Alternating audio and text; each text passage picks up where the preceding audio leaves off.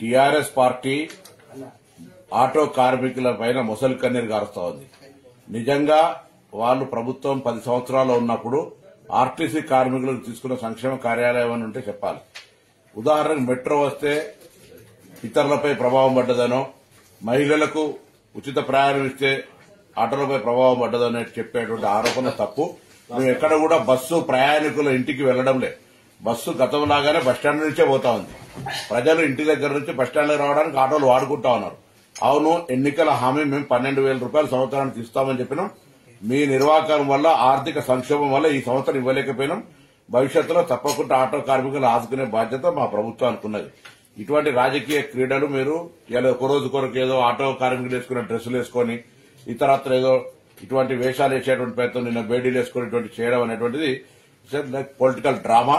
అటువంటి చేయకండి. నిజంగా మీరేమైనా చిత్తశుద్ధి ఉంటే నేను అడుగుతా ఉన్న టీఆర్ఎస్ లెజిస్లేటర్ పార్టీ కావచ్చు, టీఆర్ఎస్ పొలిటికల్ పార్టీ ఎన్నడైనా ట్రాన్స్పోర్ట్ మినిస్టర్ కు ఆటో కార్మికుల మీద ఈ డెమోక్రసీలో ఈ సమస్యలు రిప్రజెంటేషన్ చేసిరా?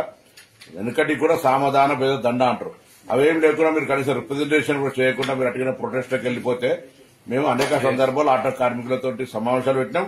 రండి, ఆటో ప్రతినిధులు తీసుకొని బరాబర్ డెమోక్రటిక్ గా ఆఫీసులో కూర్చొని మాట్లాడదాం. అంతేగాని ఇటువంటి వాళ్ళ పేరు మీద మీరు పొలిటికల్ ప్రోగ్రాం తీసుకునేటువంటి ప్రయత్నం చేస్తే ఇది మంచిది కాదు, సమాజానికని మనం చేస్తాము.